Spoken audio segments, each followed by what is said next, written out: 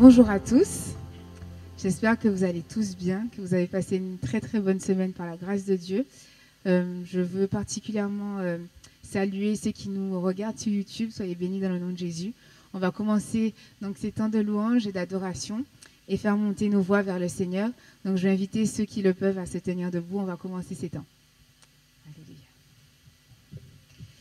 Il est dit dans Josué 6 au verset 16, à la 7e fois, comme les sacrificateurs sonnaient des trompettes, Josué dit au peuple, poussez des cris, car l'Éternel vous a livré la ville. La ville sera dévouée à l'Éternel par interdit et tout ce qui s'y trouve. Alléluia. Donc on va pousser des cris de joie, on va pousser des cris et prendre notre bénédiction avec ce chant fort et puissant, parce que notre Dieu est fort et puissant. Alléluia.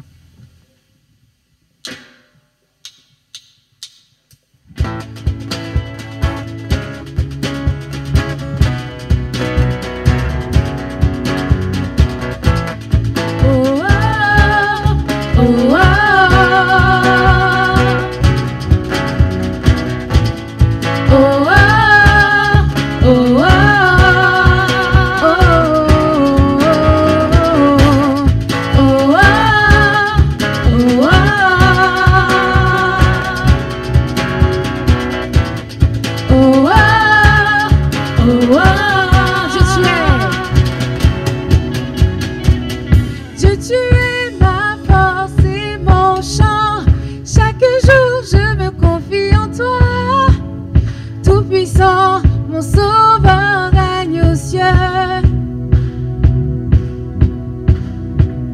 Dieu, tu es ma force, mon appui, la forteresse où je me réfugie, le rocher qui protège ma vie. Malgré les ténèbres, et les dangers qui m'entourent, je lève les yeux pour accueillir ton secours. Je ne crains pas si tu veilles sur moi. je suis venu. Je suis venu.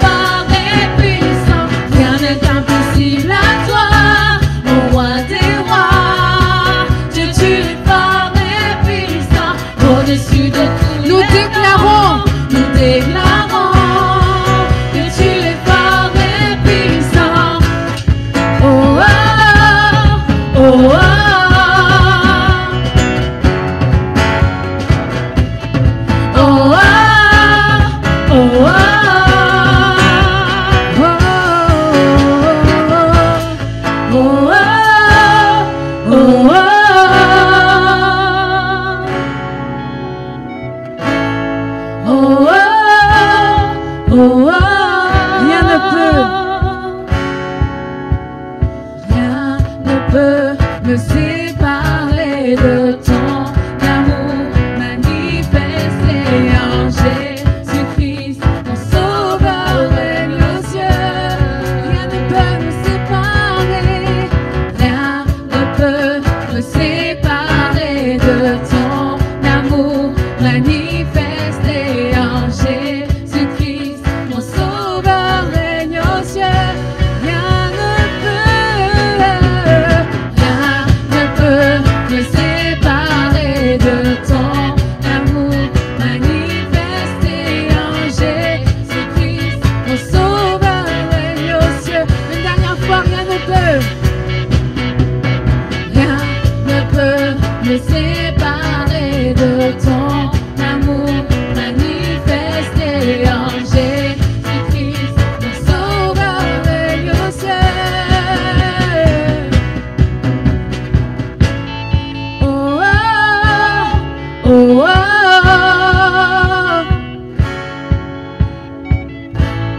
oh, oh,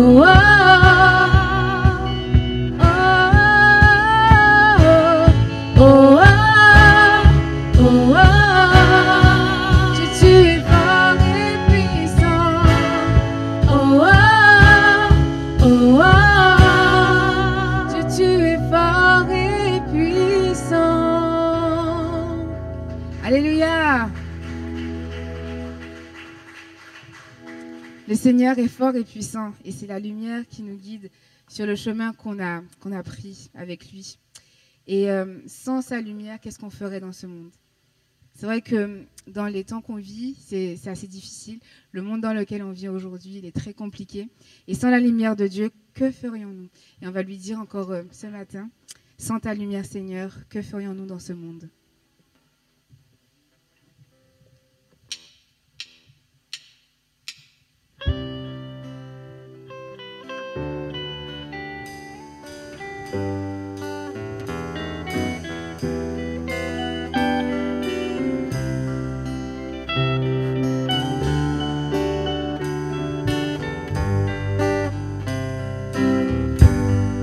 Sans ta lumière, Seigneur, que ferions-nous dans ce monde perdu au large, dans le brouillard, au gré des vents? Sans ta lumière, Seigneur, où irions-nous? La mer est immense, sans ta présence, que ferions-nous? Comme un phare dans la nuit, tu brilles sur tes enfants, tu nous guides vers le bas.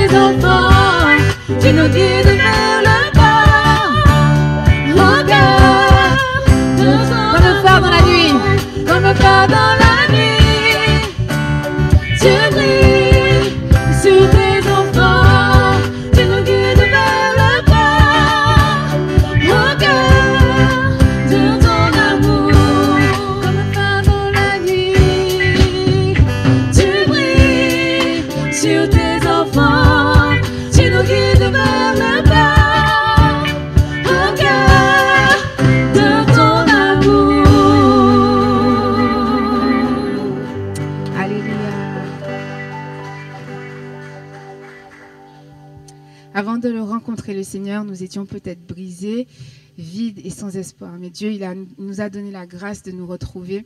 Il nous a donné la grâce de passer de la mort à la vie, des ténèbres à la lumière, et nous lui serons à jamais reconnaissants.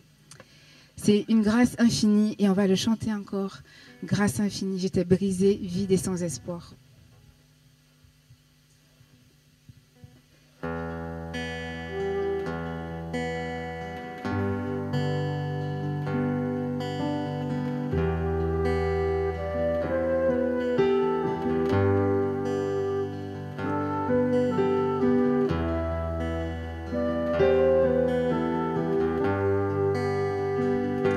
J'étais brisée, vide et sans espoir.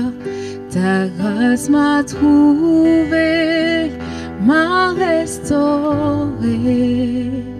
Je n'ai rien à moi, mais tel que je suis, tu me libères, tu me libères.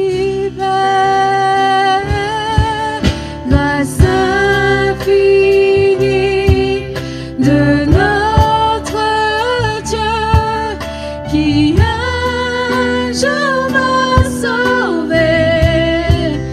Oh, oh, j'allais errant de lieu en lieu quand tu m'as retrouvé. Et maintenant je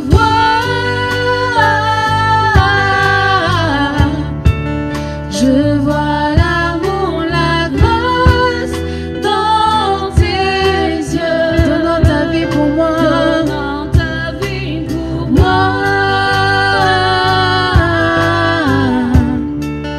me ramenant de la mort à la vie.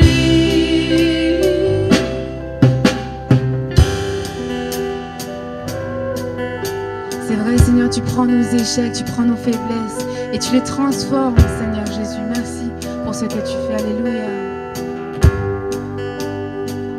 Tu Prends nos échecs, tu prends nos faiblesses, tu places ton trésor dans des masses d'argile. Oh, prends mon cœur, Père, je veux te servir pour que tous voient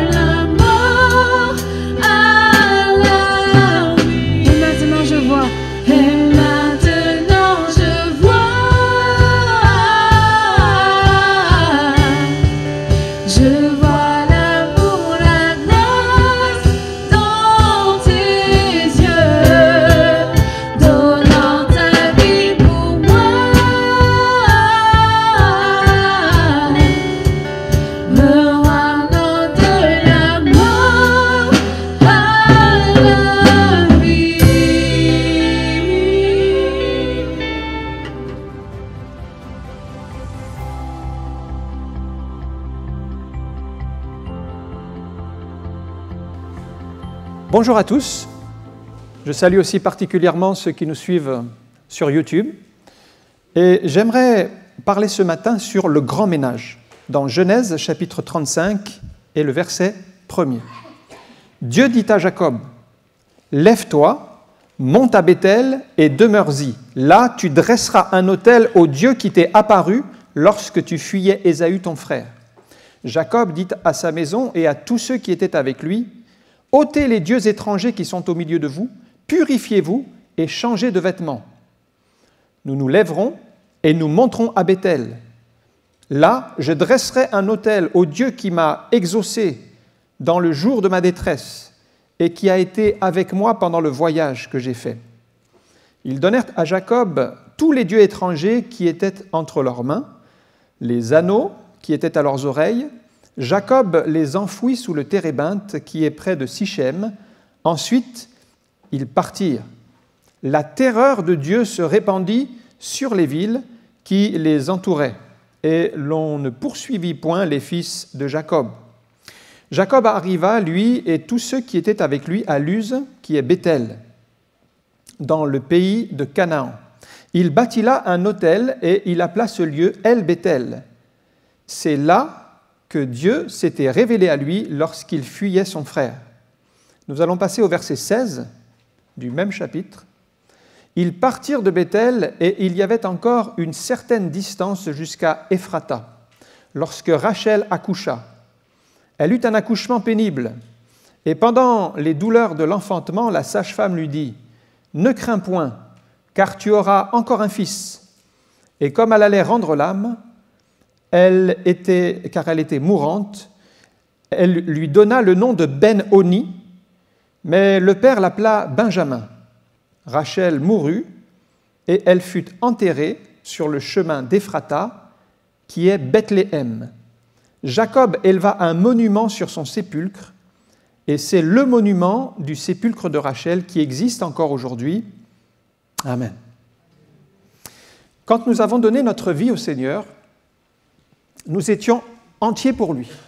Nous étions prêts à de grands sacrifices. Et s'il fallait se lever tôt, servir, eh bien, il y avait une motivation.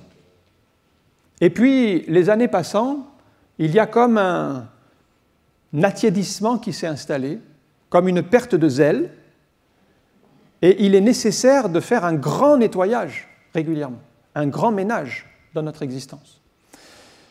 Ça me fait penser à ces personnes qui rencontrent l'âme sœur dans l'Église. Quand par exemple, un homme, pour plaire à la femme dans l'Église, il va se mettre à prier, il va être fidèle aux réunions, il va donner une image de lui, on dirait « oh là là ». Et moi, quelquefois, je me dis « mais est-ce que c'est la même personne ?» Il est capable de faire des services, de se lever tôt, d'être toujours présent en réunion, il prie et tout.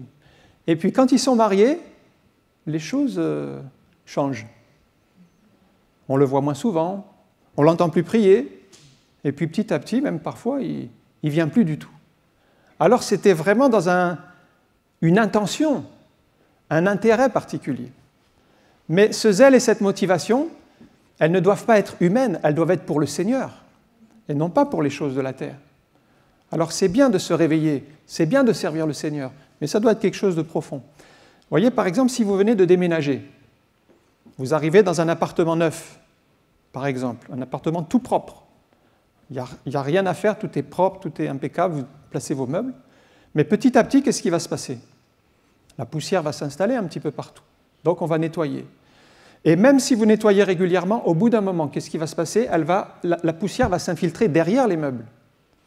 Et à un moment donné, si on veut vraiment faire le nettoyage, il va falloir pousser les gros meubles, passer le balai à des endroits où on ne peut pas aller facilement.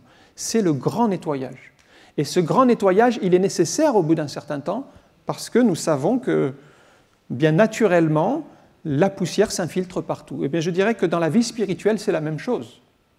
Notre vie spirituelle a besoin régulièrement d'un grand nettoyage, parce qu'il y a toutes sortes de poussières, on va dire, de mauvaises pensées, des péchés, toutes sortes de choses mondaines qui s'infiltrent dans notre vie. et qu'on ne voit pas, qui sont là derrière des meubles, qui sont comme cachés. Eh bien, c'est l'occasion de débarrasser la maison et de faire un grand nettoyage dans notre âme. C'est ce que va faire Jacob. Au verset 1er, c'est le premier point, nous voyons l'obéissance de Jacob. Dieu dit à Jacob, « Lève-toi, monte à Béthel et demeure-y, là tu dresseras un autel au Dieu qui t'est apparu quand tu fuyais ton frère Ésaü. » Il nous faut revenir 20 ans auparavant lorsque Jacob donc, fuyait son frère qui voulait le tuer. Et il s'est arrêté dans un endroit, pendant la nuit, il a eu une vision d'une échelle. Et de cette échelle, la Bible dit que des anges montaient et descendaient. Et Dieu s'est puissamment révélé à Jacob ce jour-là. Et il a appelé ce nom de ce lieu Béthel. Et donc Dieu est en train de lui rappeler, 20 ans plus tard maintenant, puisque Jacob est parti à Charan, pendant 20 ans, il s'est marié, il a eu des enfants, maintenant il revient en Canaan, et Dieu lui dit, « Je suis le Dieu de Béthel. » Tu te rappelles, il y a 20 ans, je t'ai rencontré sur le chemin de Charan. C'est moi le Dieu qui s'est révélé à toi. Et là, il a comme une nouvelle révélation de qui est Dieu. C'est important, ce nom de Béthel, parce que c'est un lieu saint. Vous voyez, c'est Jacob qui a défini que ce lieu s'appellerait Béthel. Et quand Dieu l'avait appelé Jacob à quitter Charan pour retourner en Canaan, c'est dans le chapitre 31, Dieu s'est révélé à nouveau à Jacob en lui disant « Je suis le Dieu de Béthel, retourne dans le pays de Canaan. » Donc ça fait la deuxième fois. Première fois la révélation en partant de Charan, en partant plutôt de Canaan pour aller vers Charan, il découvre le Dieu de Béthel. Une fois à Charan, Dieu lui dit « Maintenant c'est le temps de retourner, je suis le Dieu de Béthel. » Et ici c'est la troisième fois, donc dans Genèse chapitre 35, « Je suis le Dieu de Béthel, retourne là où je t'ai appelé à être, à Béthel. » C'est important parce que Dieu voulait qu'il soit à Béthel. Or, si on lit le chapitre précédent, on se rend compte que Jacob ne s'était pas établi à Béthel, mais dans une autre ville qui s'appelle Sichem. Et si vous ne connaissez pas la géographie d'Israël, Sichem est situé à 30 km au nord de Béthel. On pourrait dire que ce n'est pas très loin, mais ce n'est pas le lieu que Dieu avait déterminé pour sa vie. Il était presque au bon endroit, on pourrait dire. Il n'était pas tout à fait 30 km, ce n'est pas beaucoup, hein. On peut le faire facilement, c'est rapide, mais ce n'était pas le lieu exact. Vous voyez, quand on obéit partiellement. Mais cette obéissance partielle va coûter très cher à Jacob. Pourquoi ? Si vous lisez le chapitre 34, vous verrez que Dina, la seule fille de Jacob, était sortie pour voir justement, ils habitaient près de Sichem, elle a voulu aller voir les filles de Sichem. Et dans cette ville, il y a un prince qui s'appelait Sichem. Donc, la ville de Sichem, il y avait un prince qui s'appelait Sichem. Sichem est tombé amoureux de Dina et il a couché avec elle. À ce moment-là, ça a fait un scandale dans la famille. Et Jacob et ses fils n'ont pas accepté cette situation. Alors Sichem a voulu réparer sa faute parce qu'il fallait un mariage, il fallait une procédure, on ne couche pas comme ça avec une fille. Alors Sichem se rend compte et il dit « Bien écoutez, je viens demander la main de votre fille. » Et là, la Bible dit que les fils de Jacob ont agi avec ruse. Et ils ont dit « Nous n'acceptons pas que notre fille se marie avec des incirconcis. Donc faites-vous d'abord tous circoncire, tous les hommes se feront circoncire, et ensuite on acceptera que vous vous mariez avec notre fille. » Ils avaient un plan derrière l'esprit.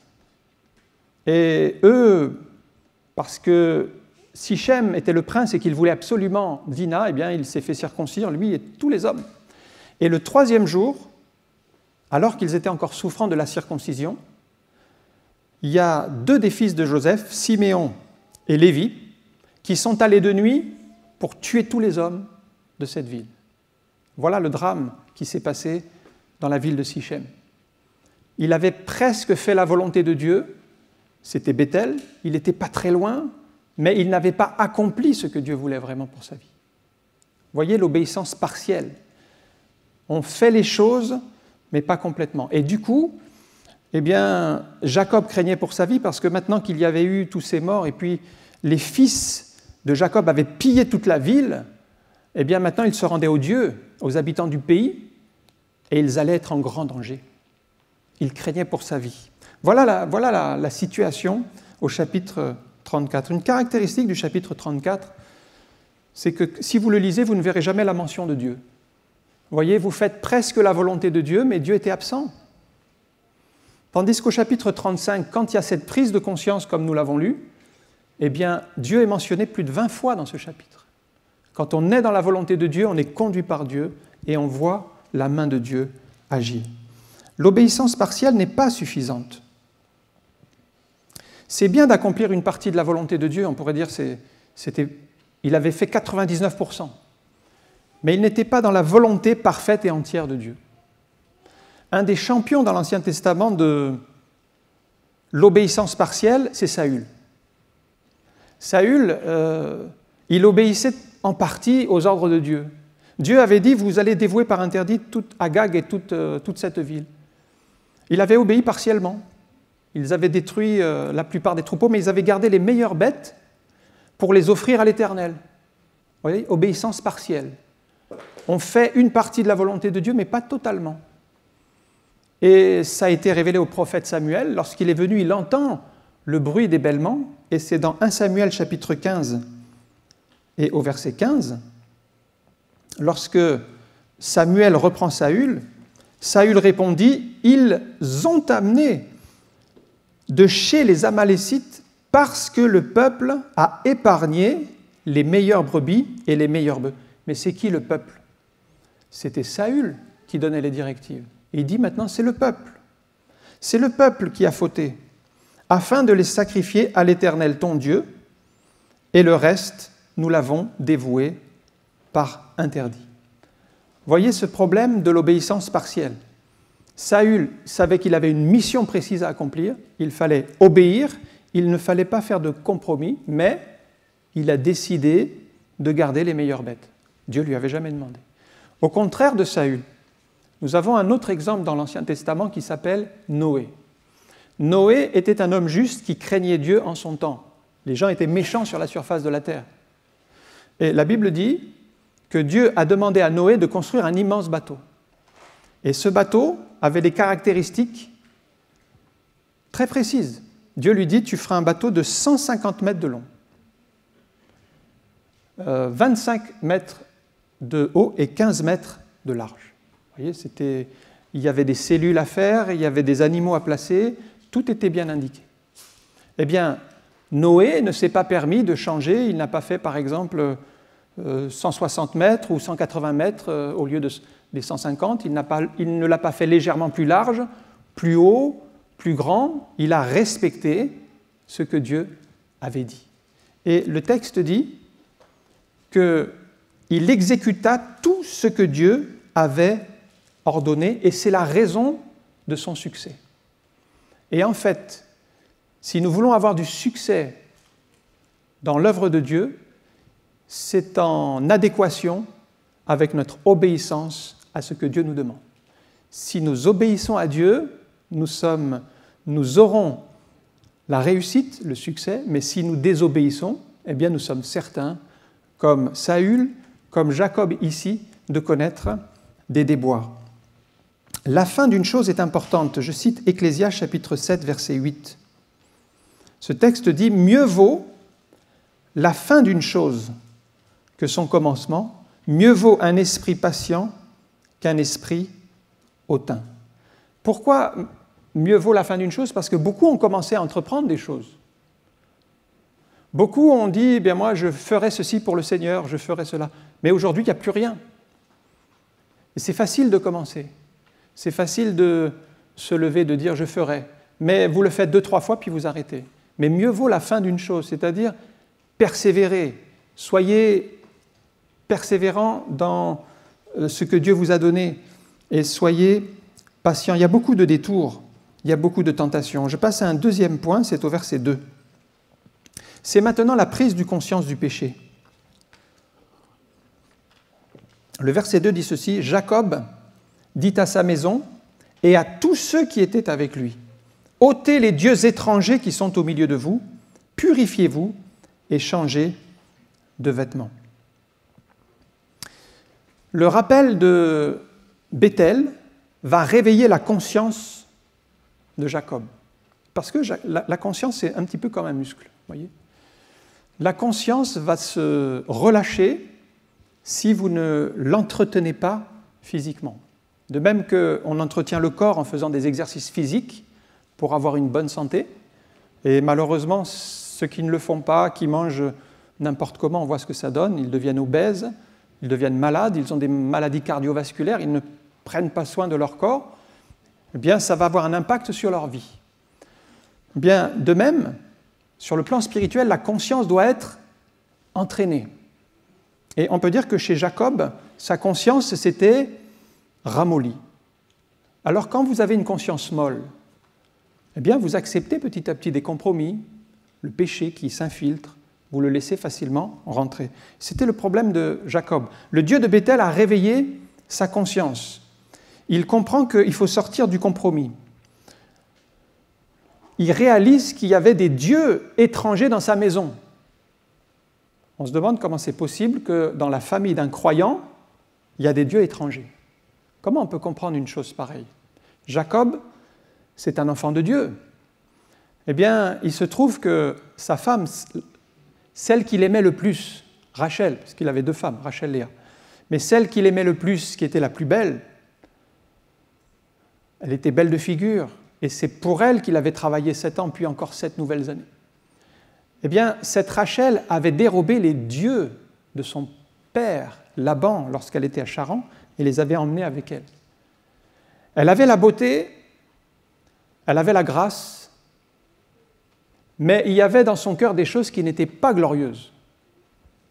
Elle s'attachait à des idoles. Qu'est-ce que c'était ? Des téraphim.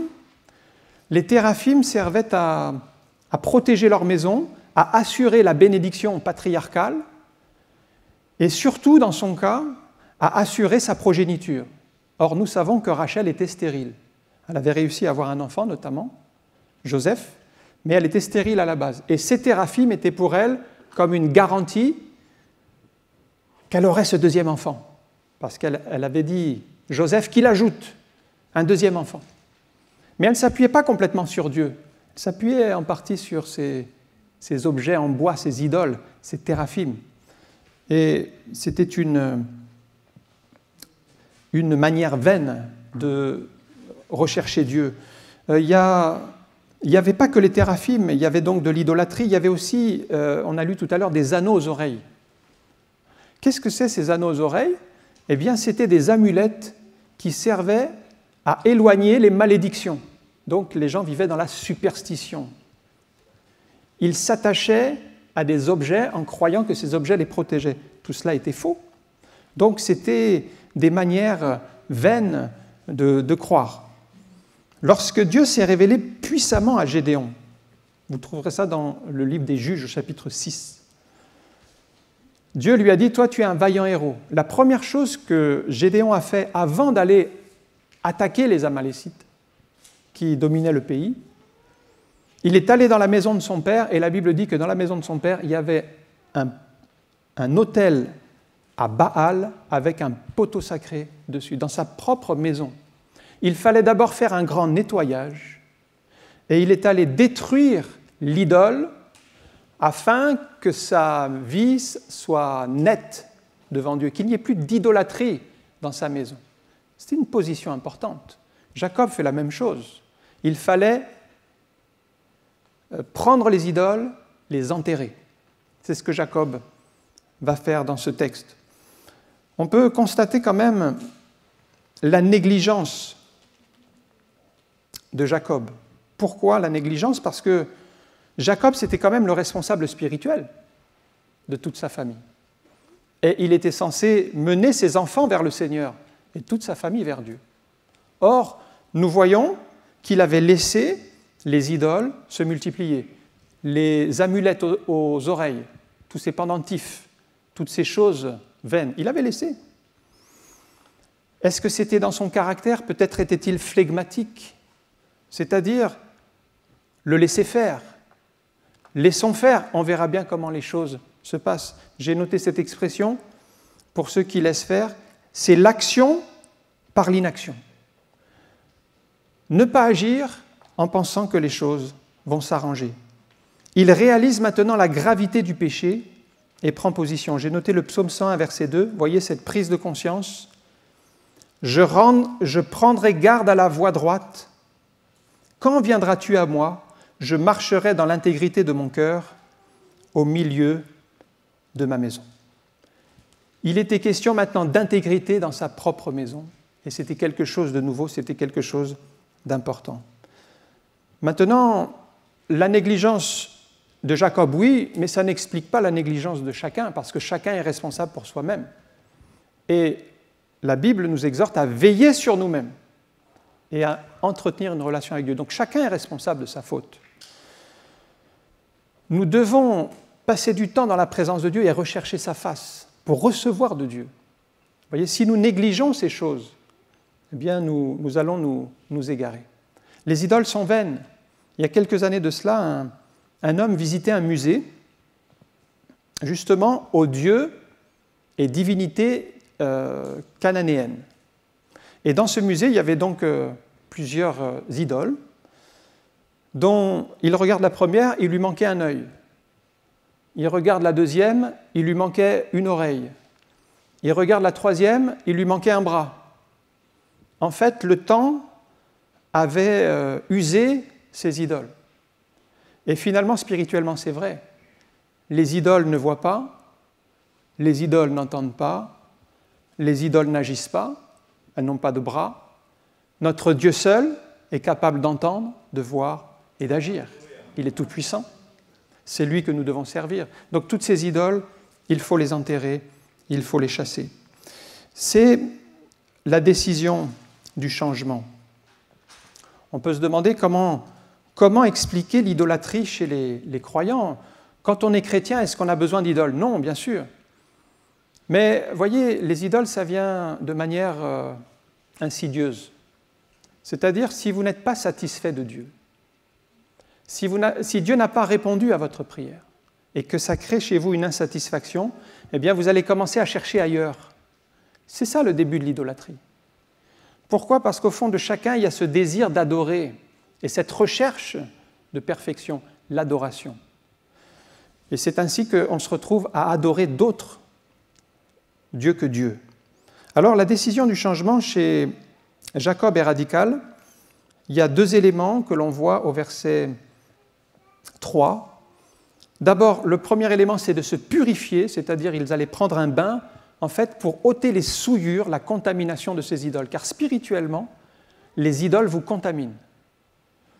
Paul l'explique très bien quand il parle des viandes sacrifiées aux idoles. Il dit, les idoles ne sont rien, mais derrière ces idoles, il y a des démons, des puissances impures dont il faut être protégé, libéré. Donc, les idoles en elles-mêmes ne sont que de la pierre. Mais attention, vous vous êtes lié spirituellement à une puissance impure. Et puis, le deuxième élément, c'est de changer de vêtements, car c'est le symbole d'un renouvellement moral et spirituel. Et c'est ce dont nous avons besoin. Il fallait comme un nouveau départ. Tourner la page. On a chanté tout à l'heure un souffle nouveau. Il fallait un nouvel élan.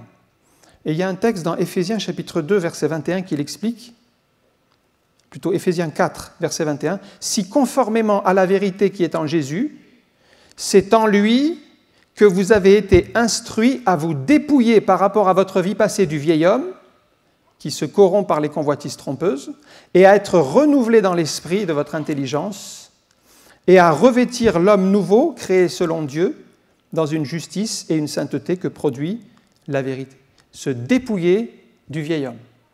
C'est donc enlever ses vêtements qui sont attachés aux choses du monde, de la terre. Et revêtir l'homme nouveau, c'est le vêtement blanc que Dieu nous donne de revêtir. Alors les idoles ont été enterrées. Ça signifie qu'il va falloir prendre position spirituellement.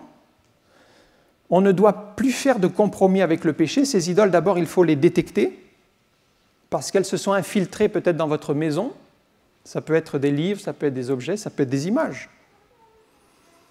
Il y a des ordinateurs qui sont remplis d'images malsaines ou des téléphones qui sont remplis de mauvaises images. Et tout cela, il faut les débusquer, les enlever, nettoyer, purifier, afin que nos maisons laissent toute la place à l'action de Dieu, au Saint-Esprit. Mais Dieu peut vous révéler ce qui n'est pas à sa gloire.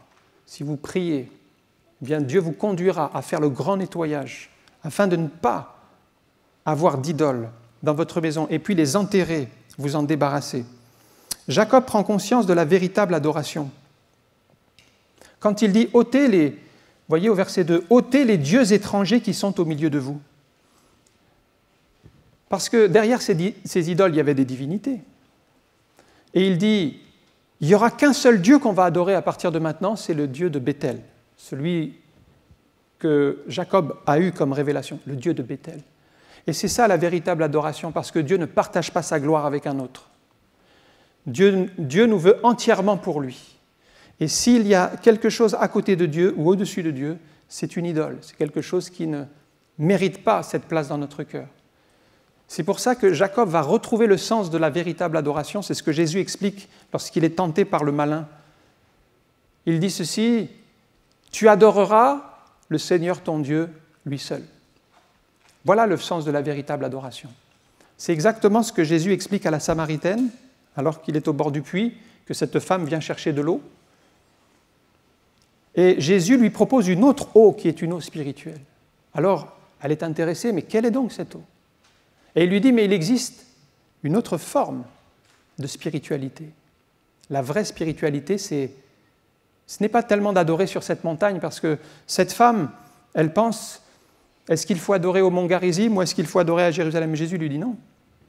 Ce n'est pas une question de lieu. Ce n'est pas tellement l'importance d'être sur ce mont-là ou à Jérusalem. L'important, c'est d'adorer Dieu en esprit et en vérité. Il faut que ceux qui l'adorent en esprit et en vérité. Retrouver le véritable sens de l'adoration, c'est ce que Jacob est en train de faire en rejetant toutes ces fausses adorations. Vous voyez, certains adorent des chanteurs. Je ne sais pas si vous le savez, mais encore aujourd'hui, il y a des messes en souvenir de la mort de Johnny Hallyday, par exemple. C'est étonnant. C'est un chanteur. Il y a des messes pour honorer sa mémoire. C'est une forme d'idolâtrie, ça. Et finalement, on se rend compte que l'homme est profondément religieux. C'est pour ça qu'il existe plus de 10 000 religions dans le monde. 10 000 religions. L'homme cherche le spirituel. Et cette manière d'adorer, en fait, on la retrouve dans Ézéchiel 28, lorsqu'il est question de Lucifer. Lucifer, c'était le plus bel ange de la création, de Dieu. Et le texte dit qu'il était recouvert de pierres précieuses. Et il y a un détail important, c'est qu'il avait des flûtes et des tambourins, et il avait un service dans la musique.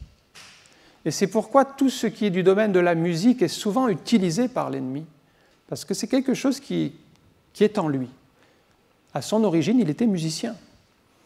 Et quand vous voyez des gens qui sont comme en transe, ou en communion avec leur idole, leur chanteur ou leur groupe de musique, en fait, ils rendent une forme de culte, une forme d'adoration, parce que le diable désire recevoir cette adoration. C'est toujours la même chose, mais c'est la fausse adoration, c'est l'adoration des idoles. Le troisième élément, c'est la terreur de Dieu qui se répand dans le camp, puisque Jacob a obéi à Dieu, eh bien Dieu répand en protégeant Jacob et sa famille. Je l'ai dit tout à l'heure, à cause des crimes de Siméon et Lévi, ils risquaient d'être détruits par les peuplades environnantes. Dieu a envoyé une terreur afin qu'ils ne soient pas exterminés, mais qu'ils soient protégés pendant la marche. Il y a deux éléments pour terminer. C'est l'autel de Béthel. Le premier élément, c'est Jacob qui va maintenant bâtir un nouvel autel qu'il va appeler El Béthel. Vous voyez, en hébreu, Chaque nom a un sens. Le premier autel, il l'avait appelé Bethel. Quand il dit Bethel, il insiste sur le mot maison. C'est la maison de Dieu. Beth en hébreu, El, Dieu. Pourquoi? Parce qu'il avait découvert Dieu dans cet endroit, à Bethel, et il avait nommé ce lieu Bethel. Mais il insiste sur le lieu, la localisation. C'est le Dieu de cet endroit. Mais maintenant, 20 ans plus tard, il reconstruit un autel au même endroit et il va l'appeler El Bethel. Et là, maintenant, il insiste sur le nom de Dieu. El, ça veut dire Dieu, donc Dieu de la maison de Dieu. Et dans ce deuxième nom qu'il donne à cet autel, il n'insiste plus sur le lieu, mais il insiste sur le Dieu qui est tout-puissant pour agir en tout lieu. Il a compris, en fait, dans sa manière spirituelle de voir que Dieu n'est pas le Dieu d'un endroit, mais qu'il est le Dieu de l'univers. Et il insiste maintenant sur le nom de Dieu. Et nous pouvons prier en utilisant le nom de Dieu. Vous connaissez les noms de Dieu. Il est El Shaddai. Il est Jéhovah Jireh, celui qui pourvoit. Il est Yahvé Nissi, l'Éternel, ma bannière. Il est le Tout-Puissant, le Dieu qui ne change pas. Il a compris qu'on pouvait adorer Dieu de cette manière-là. Et le dernier élément, c'est la naissance de Benjamin. Lorsque Rachel était donc sur le chemin en partant de Bethel, le lieu où il venait d'adorer, elle était enceinte et la Bible dit qu'elle a accouché. Mais comme ça arrivait souvent à l'époque, à cause du manque d'hygiène, des maladies qui circulaient, bien beaucoup de femmes mouraient en couche. Et alors qu'elle a donné naissance à cet enfant, elle lui a donné le nom de Ben-Oni. Ben-Oni, ça veut dire « fils de ma douleur ». Mais en l'appelant ainsi, elle était en train de lui faire porter sur les épaules le poids de la mort de sa mère. Ben-Oni, fils de ma douleur. Donc cet enfant aurait grandi avec la culpabilité. Je suis responsable de la mort de ma maman. Quelque chose de grave à porter. Et c'est pour ça que quand Jacob a entendu Ben-Oni, il a dit non, il ne s'appellera pas Ben-Oni. Je ne veux pas qu'il souffre toute sa vie de la mort de sa mère parce qu'il n'en est pas responsable. Je l'appellerai Benyamin, c'est-à-dire fils de ma droite.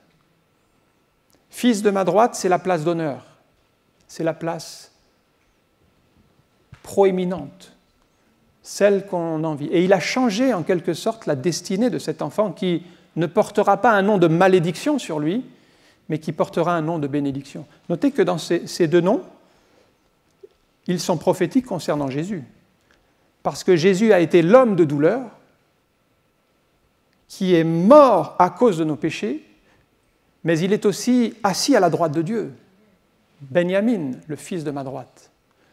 Ces deux noms, en fait, nous parlent des souffrances de Jésus pour fils de ma douleur, et de la gloire de Jésus pour fils de ma droite. Et enfin, pour terminer la section concernant Rachel, il faut se rappeler que lorsqu'elle avait volé les téraphim, vous voyez, il y a des choses qu'on fait qui nous poursuivent. Jacob, voyant Laban qui venait pour chercher ses téraphim, donc ces idoles qu'elle avait cachées, mais Jacob ne savait pas que Rachel les avait volées.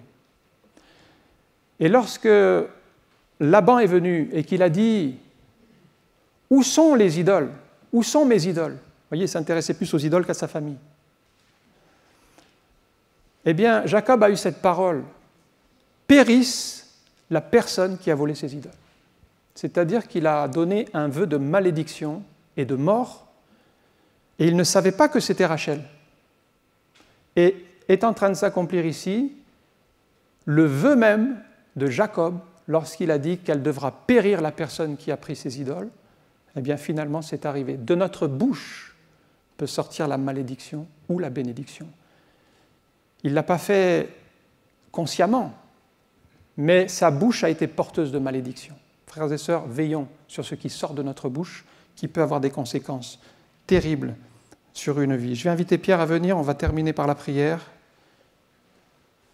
Pendant que, au piano, on joue ce dernier morceau. Jacob était un croyant. il aimait Dieu. Mais nous nous rendons compte qu'il était grandement laxiste. Alors, il était nécessaire que Dieu l'arrête dans sa vie. Et c'est comme nous. Nous avons rencontré le Seigneur, nous lui avons donné notre cœur. Ça, c'était sa rencontre à Bethel 20 ans auparavant. Mais entre-temps, les années passant, il avait laissé, par son laxisme, toutes sortes de dégradations s'installer dans sa vie spirituelle. Et maintenant, c'était le temps du grand nettoyage. Et c'est vrai pour nous, il est temps aussi de faire une pause dans notre vie et de dire, mais j'ai laissé ceci dans ma vie, je n'ai plus le même zèle, je n'ai plus la même ferveur pour prier Dieu. Je suis devenu peut-être un chrétien du dimanche matin, je me contente de miettes, mais j'ai perdu ce zèle pour la maison de Dieu. La Bible dit, le zèle pour ta maison me dévore. Bien, tout cela a disparu de votre vie. Il n'y a plus cet amour pour Dieu. Pourquoi? Parce que des idoles se sont infiltrées. Parce que je vais vous dire, si vraiment Dieu est à la première place dans votre vie, vous serez bouillant pour le Seigneur. Vous aurez ce zèle pour sa maison. Vous aurez cette faim et cette soif de sa présence. Mais parce que des idoles se sont infiltrées, eh bien, il n'y a plus ce zèle. Et pour retrouver ce zèle, il faut faire comme Jacob. Ôtez les dieux, ôtez les faux dieux, les idoles, toutes ces choses vaines qui sont rentrées dans votre esprit, dans votre cœur, qui ont pris la place du vrai Dieu et qui vous empêchent d'adorer en esprit et en vérité. C'est seulement en appliquant la parole que nous retrouverons cette dynamique, cette vie. Le Seigneur a-t-il toujours la première place dans votre cœur? Où en est votre premier amour ce matin? Bien, je vais prier un instant.